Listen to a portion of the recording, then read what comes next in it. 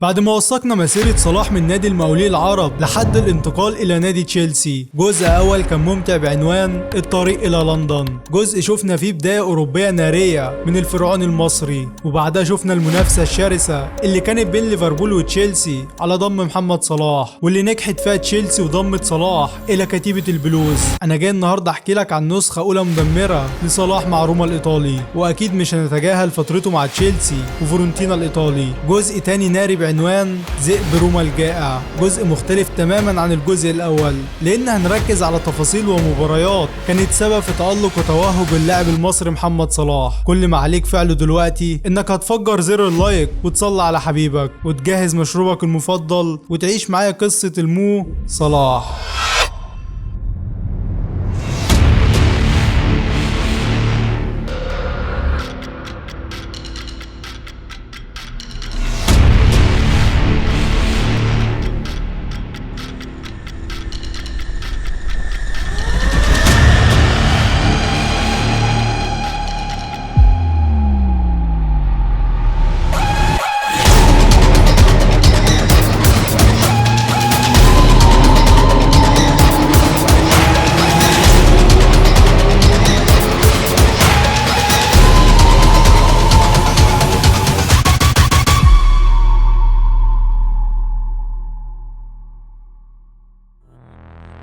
بعد وصول محمد صلاح إلى تشيلسي، الكل كان منتظر رؤية محمد صلاح بقميص نادي البلوز تشيلسي، ولكن السبيشال 1 كان ليه رأي تاني. أول 8 مباريات في الدوري الإنجليزي محمد صلاح ما شاركش فيهم إلا في مباراتين بعدد دقايق 13 دقيقة فقط في الماتشين. البرتغالي ما كانش عنده ثقة كاملة بأنه يدفع بصلاح حتى في مباريات الدوري، لحد ما تيجي المباراة اللي أظهرت جزء بسيط من موهبة محمد صلاح، وهي مباراة الأرسنال. البرتغالي جوزيه مورينيو ما نزلش صلاح إلا لما اطمن على النتيجة ودعس الأرسنال بالخمسة، وبعدها بينزل صلاح مكان أوسكار وبيسجل هدف أول تاريخي في مسيرته كأول هدف بقميص نادي تشيلسي. محمد صلاح بالكرة، محمد صلاح. هدف ما كانش مؤثر في النتيجة، ولكنه كان مؤثر في معنويات محمد صلاح، وكمان كان مؤثر على مورينيو ويحط عليه ضغط انه لازم يديله فرصة اكبر. بعدها فعلا صلاح بدأ ياخد عدد دقايق اكتر لحد ما يقرر مورينيو انه ينزله اساسي في مباراة ستوك سيتي، وصلاح بيسجل هدف وبيعمل اسيست وبيلعب ال90 دقيقة كاملة. ولكن ارقام صلاح في نهاية الموسم ما كانتش الافضل، لانه لعب 10 مباريات في الدوري الانجليزي سجل فيهم هدفين وصنع هدف وحيد. تشيلسي المركز الثالث بعد ما فازت السيتي وقتها بالدوري، اما في المركز الثاني فكان بيحتلوا فريق الريدز، وعلى مستوى دوري الابطال ما كانش متواجد معاهم في القائمه الاوروبيه. ولكن تشيلسي قدرت انها توصل لنصف النهائي وبتخرج على ايد الاتليتي. اما على مستوى الكاس فخرجت تشيلسي امام نادي مانشستر سيتي، ولعب وقتها صلاح 45 دقيقه قدامهم. موسم على مستوى الالقاب كان صفر لتشيلسي، ما قدرتش تاخد اي بطوله. اما بالنسبه لصلاح فما كانش هي البدايه اللي ينتظرها، ولكن صلاح على مستوى المنتخب كان اون فاير بعد ما لعب مباراة ودية امام النمسا وسجل فيهم هدف وصنع هدف. بعدها المنتخب بيواجه منتخب تشيلي وصلاح بيسجل فيهم هدف، وبيستمر صلاح في التألق. ومصر بتلعب امام جامايكا مباراة ودية وبرضه صلاح بيصنع فيهم هدف. موسم ما تقدرش تقول ان هو وحش، لانه عمل ارقام كويسة في النصف الاول من الموسم مع بازل، ومع المنتخب عمل اداء كويس. وعلى مستوى تشيلسي كانت بداية متوسطة علشان يخلص موسم 2013 2014 ونبدأ موسم جديد وهو موسم 2014 2015. موسم كان اشبه بكابوس لمحمد صلاح مع تشيلسي، وقناعات جوزيه مورينيو بمحمد صلاح قلت مع بدايه موسم جديد. لك ان تتخيل ان تشيلسي لعبت في الدوري 23 مباراه، محمد صلاح ما شاركش معاهم الا في 3 مباريات بمجموع دقائق 30 دقيقه. حتى على مستوى دوري الابطال صلاح ما شاركش الا في مباراتين كانوا امام سبورتنج لشبونه. ومن هنا فعلا بدا محمد صلاح يقتنع ان هو لازم يخرج من لندن ويروح اي نادي تاني حتى لو على سبيل الاعاره. عقليه صلاح كانت سليمة، لأن أي لاعب تاني كان هيفضل موجود لحد ما تجيله الفرصة، ولكن صلاح قرر إنه يروح للفرصة بنفسه. وفعلا فورنتينا الإيطالي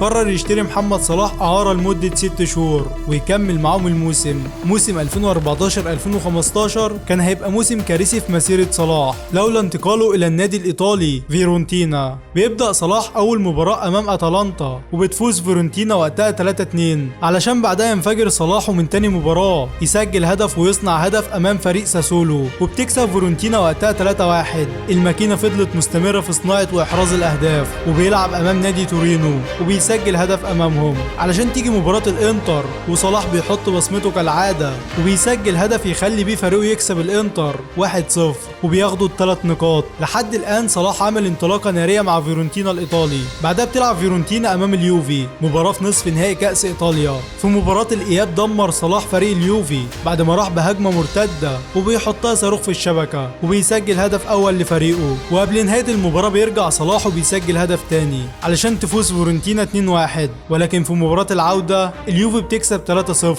وبتخرجهم من كاس ايطاليا. صلاح استمر في التألق ولعب مع فيورنتينا في الموسم ده في الدوري 16 مباراه، سجل 6 اهداف وصنع 3. اما على مستوى الكاس فلعب مباراتين سجل هدفين. علشان نروح لبطوله اليوروبا ليج اللي صلاح وصل بفريقه فيها لدور نصف النهائي، ولكن بيخسر امام اشبيليا ويخرج من البطوله كان سجل فيها صلاح هدف امام توتنهام وبيصنع هدف تاني امام فريق روما. اما على مستوى المنتخب فالنتائج كانت سيئه بعد ما خرجت مصر من دور المجموعات بخساره امام السنغال رايح جاي، وبتخسر برضه امام تونس رايح جاي، وبيكسبوا بوتسوانا في المباراتين علشان يحتلوا المركز الثالث وما يصعدوش للنهائيات. ولحد هنا بيخلص موسم صلاح مع فيورنتينا، موسم تألق فيه مع الفيولا بعد ما خد المركز الرابع معاهم في الدوري والوصول لنصف نهائي اليوروبا ليج ونصف نهائي كأس ايطاليا. ووصلت قيمة محمد صلاح ل 12 مليون يورو. وبيخلص موسم 2014 2015 ونبدأ موسم جديد وهو موسم 2015 2016. صلاح حس ان ما قدمه مع فيورنتينا ما كانش كافي علشان يلعب مع تشيلسي، وكمان اتوترت العلاقة بين مورينيو وصلاح، وطلع وقتها مورينيو بتصريح ان صلاح طفل مش قادر يستنى الفرصة مع تشيلسي وعاوز يخرج يلعب في اي نادي. علشان كده فريق روما الايطالي كان جاهز انه ياخد صلاح اعارة لمدة موسم، وصلاح شاف انها فرصة كويسة انه يروح فريق عريق زي روما. وفعلا صلاح بيروح اعارة لمدة موسم مقابل 5 مليون يورو لفريق الذئاب. الموسم ده اثبت ان صلاح فعلا كان عنده حق، وان جوزيه مورينيو نظرته في صلاح ما كانتش الافضل. صلاح اول 3 مباريات مع روما ما قدرش يصنع او يسجل، ولكن الفريق كان ماشي بمستوى كويس وقدر ياخد اول 7 نقاط من 9. بعدها صلاح انفجر وسجل هدف اول مع روما ضد فريق ساسولو، وهدف تاني بعدها في مرمى سامدوريا، وهدف تالت بعدها في مرمى فريق كاربي. صلاح خلاص بدأ يتربع على عرش هداف الدوري وينافس بقوة. وفي الجولة التاسعة بيقابل فريقه السابق فريق فيورنتينا وبيسجل فيهم هدف، ولكن صلاح خد كارتين وخرج من أرضية الملعب في الدقيقة 87. ولحد نصف الموسم صلاح عامل أداء كويس مع روما في الدوري الإيطالي. أما على مستوى دوري الأبطال فصلاح معاه في المجموعة برشلونة وما أدراك برشلونة 2015، وكمان موجود باير ليفركوزن وفريق باتي بالرسوف البلغاري. صلاح في دور المجموعات ما قدمش غير جول واسيست كان قدام باير ليفركوزن، ولكن فريق روما قدر وقتها انه يصعد تاني المجموعة بعد برشلونة وبيقابل في دور ال16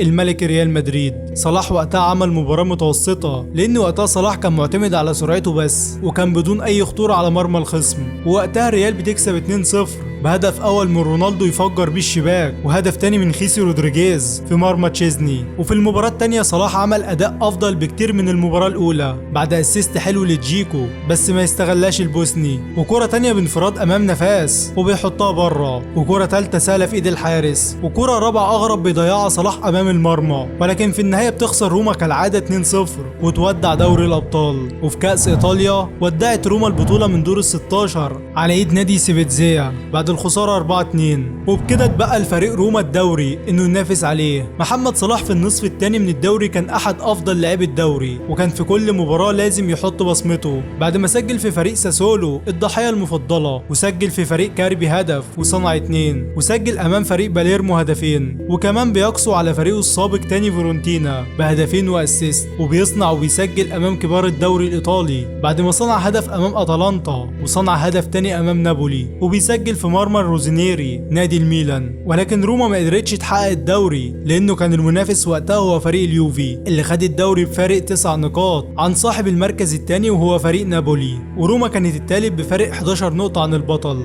اما على مستوى المنتخب فصلاح قدر يرجع بمنتخب مصر للواجهة من تاني بعد ما تأهلت مصر لتصفيات أفريقيا بفوز على نيجيريا وتشاد وتنزانيا، وسجل وقتها صلاح 4 أهداف وصنع هدف. موسم تطور فيه صلاح بشكل كبير مع فريق روما بعد ما لعب معاهم الموسم ده 42 مباراة، سجل 15 وصنع 7، والأرقام كويسة بالنسبة للاعب بيلعب في مركز الجناح. ولحد هنا بيخلص موسم 2015-2016، وننتقل للموسم الأخير لمحمد صلاح مع فريق روما، موسم ما قبل الانتقال للريدز، وننتقل لموسم 2016-2017. صلاح لحد الآن هو أصلا لاعب لنادي تشيلسي، ولحد الآن النادي اللندني مش مقتنع اقتناع تام بموهبة محمد صلاح بعد موسم أول ناجح مع روما، وعلشان كده روما بتفعل بند الشراء وبتشتري محمد صلاح من تشيلسي مقابل 15 مليون يورو. اركن بقى كل الأرقام والمواسم اللي فاتت دي على جنب، وتعالى نشوف نسخة مرعبة لمحمد صلاح مع فريق روما ومنتخب مصر. روما ما تأهلتش مباشرة لمرحلة المجموعات لدوري أبطال أوروبا، وكان لازم تلعب مباراة فاصلة أمام خصم صعب وهو فريق بورتو البرتغالي. لو خسرت روما هتتأهل لبطولة اليوروبا ليج، ولو كسبت هتروح تلعب في المجموعات في بطولة دوري أبطال أوروبا. المباراة الأولى خلصت بالتعادل 1-1 على ملعب بورتو، أما المباراة الثانية فروما خسرت بثلاثية على ملعبها وسط جمهورها علشان تخرج روما من دوري الأبطال وتشارك وقتها في بطولة اليوروبا ليج. وبتبدأ روما الموسم في الدوري كما يجب أن يكون بفوز على فريق أودونيزيا 4-0، سجل صلاح وقتها هدف وصنع هدف في أول مباراة. صلاح استمر في التألق وبيصنع ضد سامدوريا هدف، وبيسجل وبيصنع هدف ضد فريق كروتوني، وكمان بيلعب أمام أقوى الفرق الإيطالية وقتها وهو فريق نابولي اللي كان مرشح للقب، وبيسجل هدف وبيصنع هدف فيهم. ولحد الجولة الثامنة في الدوري الإيطالي صلاح من أقوى وأهم اللاعيبة في الدوري، لعب 8 مباريات سجل 4 وصنع 3. وفي اليوروبا ليج أول مباراة صلاح ما شاركش فيها وكان على مقاعد البدلاء، وتاني مباراة صلاح أساسي وبيسجل هدف أمام فريق استرا وروما بتكسب 4، وفي المباراة الثالثة بيتعادلوا أمام فريق فيينا النمساوي 4-4، علشان بعدها يلعب صلاح ماتشين مع منتخب مصر في تصفيات كأس العالم 2018 بعد ما وقعت مصر في مجموعة غانا والكونغو وأوغندا، وبتلعب مصر أول مباراة أمام الكونغو وبيسجل وقتها صلاح هدف وبيصنع هدف، وبعدها يلعب أمام منتخب غانا وبتكسب مصر 2-0 بعد ما سجل صلاح هدف وصنع هدف. صلاح حرفيا كل ما يقابل فريق أو منتخب يحط فيهم هدف ويصنع هدف. وبيرجع تاني صلاح للدوري الإيطالي وبيلعب أمام باليرمو وبيسجل هدف ويصنع هدف، وكمان يصنع هدف في المباراة اللي بعدها في الضحية المفضلة وهو فريق ساسولو. وبيستمر صلاح في التألق لحد ما يلعب أمام فريق بولونيا ويسجل فيهم أول هاتريك في مسيرته الاحترافية. وبنرجع تاني لليوروبا ليج، وصلاح وقتها بيتصف في مباراة، وفي المباراة التانية بيقعد على مقاعد البدلاء، ولكن روما بتتأهل أول المجموعة وبننتظر القرعة. بعدها تيجي بطولة كأس الأمم الأفريقية 2017، بطولة مهمة لصلاح علشان يكتب تاريخ جديد مع منتخب مصر. بس المشكلة الكبيرة إن الدوري هيفضل شغال في إيطاليا لكن بدون صلاح، يعني مش هيبقى فيه توقف دولي. صلاح طبعا وقتها فضل المشاركة مع منتخب مصر في البطولة، ووقتها كان المنتخب بيسمى بمنتخب باصل صلاح. مصر معاه في المجموعة مالي وأوغندا وغانا، أول مباراة قدام مالي ومصر بتتعادل 0-0 وحظوظها في التأهل بتقل، ولكن في المباراة التانية أمام أوغندا صلاح بيصنع هدف الفوز وبتفوز مصر 1-0 علشان يلعبوا أمام غانا المباراة الأخيرة، ومصر محتاجة للفوز علشان تتأهل. وقتها سجل صلاح هدف صاروخي من ضربة ثابتة في مرمى غانا وبتفوز مصر 1-0 وتحتل صدارة المجموعة. وبتتعمل القرعة وبتقع مصر أمام منتخب صعب في دور ربع النهائي وهو منتخب المغرب، منتخب صعب بيدربه هيرفي رينالد ومنتخب أكيد من شمال أفريقيا، يعني مباراة ديربي والمباراة هتكون صعبة، ولكن المباراة بيخلصها كهربا في الدقيقة 87 وبيصعد بمنتخب مصر لدور نصف النهائي علشان يقابلوا وقتها منتخب بوركينا فاسو.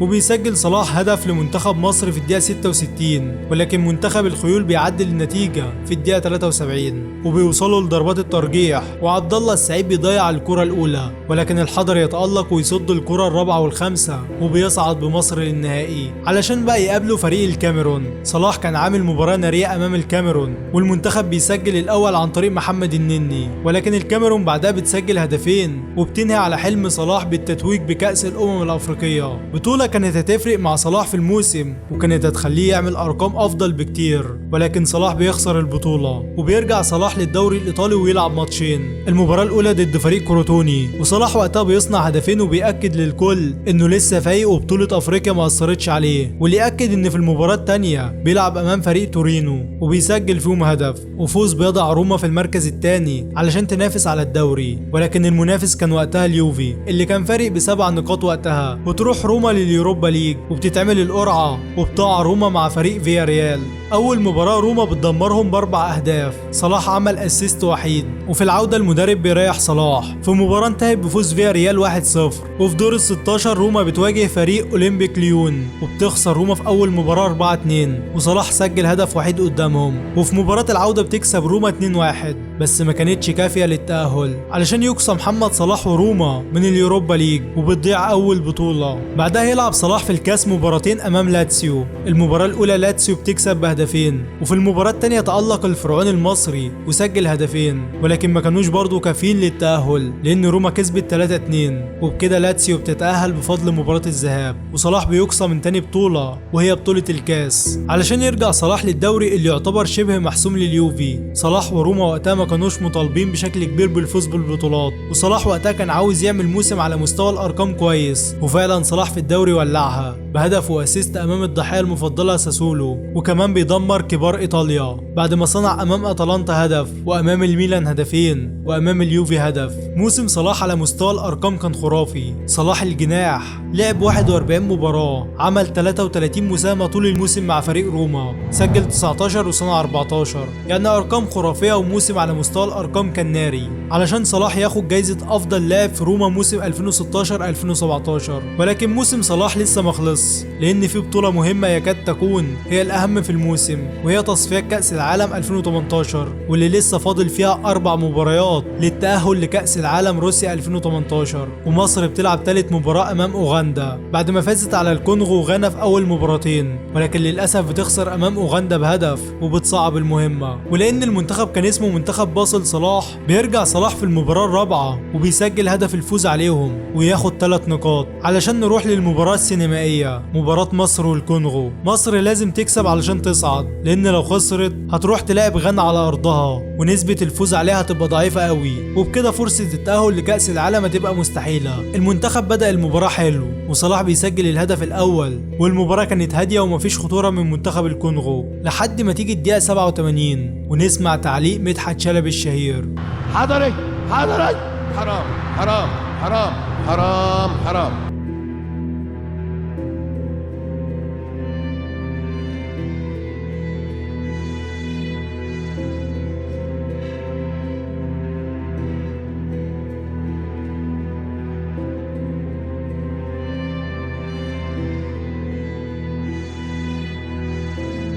جول يقضي على احلام مصر في الوصول لكأس العالم. جول كان كابوس فعلا، وبتضغط مصر على امل احراز هدف، ولكن دفاعات الكونغو بتلعب على شرفها لحد ما تيجي اخر لعبه في المباراه وحجازي يحط كره عرضيه اي كلام جوه ال18، بياخدها تريزيجيه وبيلتحم مع لاعب الكونغو، وبنلاقي ان الحكم بيصفر وضربه جزاء لمنتخب مصر. مش عاوز اقول لك شوارع مصر وقتها كانت عامله ازاي بعد احتساب ضربه الجزاء وبيخش ليها الملك المصري، وعاوزك تتخيل كده لو ضاعت كنا عملنا في صلاح ايه. ولكن صلاح بيخش ويفجر الشبكه ويصعد بمصر الكأس العالم. موسم كان لازم ينتهي لصلاح بالشكل ده، لانه كان موسم خرافي لمحمد صلاح. عزيزي المشاهد، احنا على بعد خطوه من الجزء الثالث، النسخه الانفجاريه من محمد صلاح مع ليفربول 2017. جزء هيكون مختلف تماما لان هنشوف فيه منافسه شرسه وتنافس على هداف الدوري. جزء هيكون فيه احداث كأس العالم 2018 في روسيا وصولا الى نهائي دوري الابطال التاريخي والتتويج بالذهب. حابب اقول لك ان الجزء الثالث هيبقى اقوى واهم جزء لمحمد صلاح في المسيره، واحداث ملهمه وحماسيه بشكل كبير. فلو انت لسه مكمل معايا لحد دلوقتي اثبت لي في الكومنتات بجمله النسخه الانفجاريه، وما تنساش اللايك يا وحش، وخلينا نكمل السلسله للاخر. المطلوب نوصل الفيديو ده ل 5000 لايك. هتفرج عليكم وانتم مولعينها يا ابطال.